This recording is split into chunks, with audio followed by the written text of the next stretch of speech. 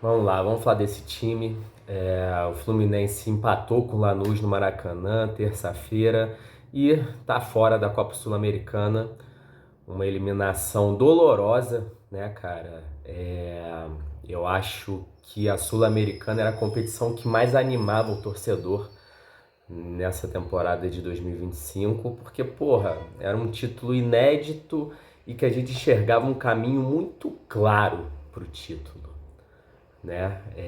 É uma oportunidade que a gente perde, né, cara? Um título que infelizmente vai continuar inédito pro Fluminense aí por mais algum tempinho. É, o Fluminense fez um baita de um primeiro tempo, né, cara? Eu achei que o Fluminense fez um primeiro tempo muito bom, criou muitas chances, o que aliás nem é uma coisa muito característica desse time, né? O Fluminense vinha conseguindo resultados ali nas Copas, mais ali na Bacia das Almas, sendo eficiente, né? Criando poucas chances, mas fazendo o suficiente para ir vencendo. E nesse jogo de terça, o time criou bem mais do que o normal, né, cara? Principalmente no primeiro tempo, a gente consegue ali fazer 1-0 num golaço ali, uma baita jogada do Serna e um golaço do Canóbio. E criamos diversas outras oportunidades. Dá para falar que em algum aspecto a gente é eliminado ali naquele primeiro tempo, né? Porque é a velha máxima do futebol, né? Quem não faz leva. O futebol ele é muito cruel nesse sentido. Realmente, assim, quando você tem as oportunidades, você tem que colocar para dentro. E o Fluminense criou mais do que o suficiente para fazer o resultado que precisava. Não fez o resultado que precisava, fez ali o dever de casa pela metade e acabou pagando o preço, né? O time volta para o segundo tempo já com substituições, né? E agora começando a falar do Renato, aquela saída do Hércules para a entrada do Otávio, realmente ninguém entendeu, né? Foi até aquele tipo de substituição que eu nem critico na hora, porque eu fico naquela, porra, deve ter alguma explicação, né? O Hércules pediu para sair, se machucou, alguma coisa aconteceu, né? Você fica esperando alguma justificativa, mas essa justificativa não veio, né? Foi simplesmente uma escolha ali do Renato Gaúcho. Eu acho até que não dá para colocar a eliminação na conta dessa substituição, porque no segundo tempo, ali no início do segundo tempo, o time continuou criando, né? Criou uma chance claríssima ali que a bola sobra para o Martinelli ali na entrada da área, né? Tem uma cabeçada ali do Canóbio, né? O time continuou criando oportunidades, mas aí quando sofre o gol do Lanús, realmente o time sente muito, a pressão fica muito grande e as coisas param de funcionar, né? E de novo as substituições do Renato, né? Principalmente ali, tirar o Lúcio Acosta, para mim foi uma escolha muito infeliz. E ali realmente o time perde muito, o time não consegue mais criar da mesma forma que vinha conseguindo ao longo do jogo, né? Ali mais até na base do Bumba, meu boi no final do jogo, chega próximo do gol, né? Consegue no finalzinho ali uma baita de uma chance na cabeçada do Cano que bate na trave, mas não era para ser, né? Não era para ser e ao final do jogo a torcida xinga o Renato de burro. Eu acho até que dá para discutir até que ponto era merecido se a gente falar do trabalho do Renato de uma maneira geral, né? Se ele merecia, porra, tomar um xingamento ali no final do jogo, a plenos pulmões de mais de 40 mil pessoas, né? A gente levando em conta o trabalho dele de uma maneira geral e a história que ele tem no clube, né? Acho que dá para discutir se é justo. Agora, ficando só no que aconteceu no jogo terça, eu acho que não dá para reclamar muito, né? Eu acho que assim realmente foi uma eliminação dolorida e as escolhas do Renato contribuíram de forma decisiva para essa eliminação. Para mim, não só no jogo de terça, mas também no jogo de ida lá na Argentina, né, cara? E agora entrando no assunto Renato Gaúcho de vez, né, cara? Assim, no final do jogo, o Renato recebe ali o carinho da torcida, né, e resolve pedir o boné, né, de forma muito surpreendente e numa das atitudes mais patéticas que eu já vi em todos os meus anos acompanhando futebol, né, cara? Assim, a real é que o Renato Gaúcho, um treinador com a carreira que ele tem, com a experiência que ele tem, né, é difícil acreditar que um cara desse não consegue suportar a pressão de treinar um clube grande, né? E a realidade é que, porra, ele sucumbiu à pressão de treinar o Fluminense. A verdade é essa, né? Um treinador que coloca a banca que ele coloca, né? Tira a onda que ele tira quando as coisas dão certo, o mínimo que você espera é que, porra, quando der errado, vai saber, né? Sustentar a bronca ali, né, cara? Você espera uma hombridade ali nesse momento, mas não, né? O cara simplesmente pediu para sair, feito uma criancinha mimada, né? Reclamando de torcida, reclamando de redes sociais. Porra, irmão, assim, futebol é pressão e o Renato sabe muito bem disso. E em 2025, a pressão ela vem muito ali nas redes sociais. Então, assim, me parece claro que, porra, mano, você precisa de alguém para te aconselhar na forma como você utiliza as redes, porque isso não tá te fazendo bem. Então, contrata alguém ali para olhar as redes para você, para de olhar comentário, né? E vai focar no seu trabalho.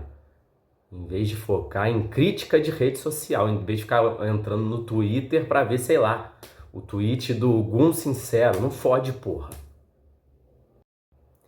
Mas assim, na real, também não me surpreende que as críticas de rede social e a crítica da arquibancada afete tanto o Renato Gaúcho, né? Porque o Renato Gaúcho tem um ego extremamente frágil, né? É uma pessoa que gosta de se colocar ali como um poço de confiança, né? Uma marra incrível, gosta de se aparecer como o fodão, né? Que se acha, mas a realidade é que esse tipo de pessoa, muitas vezes, tem ego frágil, né? E não tem a confiança em si mesmo que faz parecer, né? Porque se o Renato Gaúcho tivesse confiança mesmo no trabalho dele, o que ele fazia, né? Continuava o trabalho, né? E, porra, estou nas semifinais da Copa do Brasil, né? Eu vou calar os críticos, eu vou fazer um trabalho foda aqui até o final do ano e eu vou calar os críticos e vou conquistar a Copa do Brasil no final do ano, né?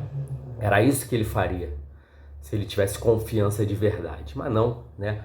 O medo de perder lá no final do ano e ver de novo o ego frágil sendo atingido, né? Foi maior do que a confiança na própria capacidade e maior também do que a vontade de vencer, porque assim ficou muito claro nessa passagem do Renato Gaúcho que ele está mais preocupado com o próprio ego, né, em alimentar o próprio ego, do que propriamente no sucesso do clube ou no sucesso do grupo que ele comanda, né, cara? Porque assim, ele deixa na mão, no momento decisivo da temporada, um clube que, assim, se o Renato Gaúcho tem a carreira que ele tem hoje, ele deve isso muito ao Fluminense, né? Porque no começo da carreira dele, o Fluminense foi o primeiro clube grande a dar oportunidade para o Renato, né? Tinha uma época que o Renato não era nem considerado treinador full-time, né? O Fluminense, de vez em quando precisava, chamava ele lá. Mostrou que não tem consideração com a diretoria que contratou ele e mostrou não ter consideração com o grupo de jogadores, né? Isso para mim é o mais grave, né? Que são aqueles que você tá no dia a dia ali, né? Com aquele contato diário e o cara se mostrou um líder fraquíssimo, né? Fraquíssimo, como já vinha se mostrando ao longo desse trabalho dele, né? Porque eu acho até que, porra, o Renato teve seus méritos, sim, ao longo dessa temporada, né? Principalmente ali durante a campanha do Mundial, né? E vinha tendo sucesso em alguns aspectos, né? Eu acho que a eliminação de terça é um golpe duro na avaliação do trabalho dele, né? Mas também não dá para aqui eu falar como se, porra, era tudo ruim e era um treinador que deveria ser demitido. Eu não acho, né? Agora, não surpreende que depois dele se demitir apareçam notícias de que, porra, o grupo não gostava do cara. Porque, assim, realmente é, as entrevistas dele, as coletivas, né, são sempre no sentido, né, de proteger o próprio ego e muitas vezes jogando a culpa para cima dos jogadores. E sempre foi assim, né? O Renato sempre foi assim.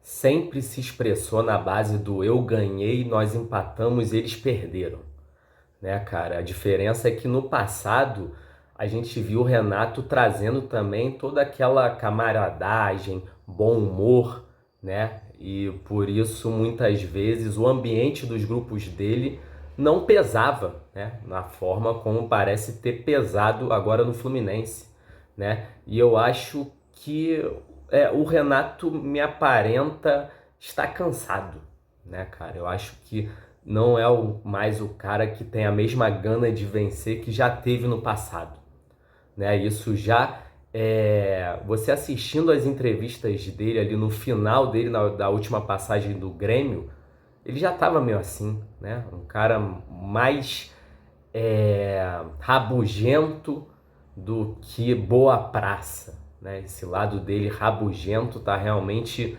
insuportável, né? A real é essa e de novo não surpreende que o grupo não aprovava mais a forma de trabalhar do Renato Gaúcho. E eu acho que a forma como o Renato sai do Fluminense é uma forma muito feia, né? Mas muito feia mesmo.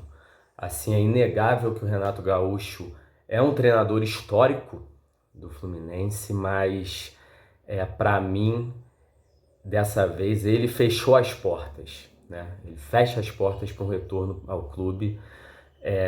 Porra, se eu tenho qualquer posição ali dentro do Fluminense, né? Seja uma posição de comando, um dirigente, né? Um jogador, assim, eu não quero mais trabalhar com esse cara.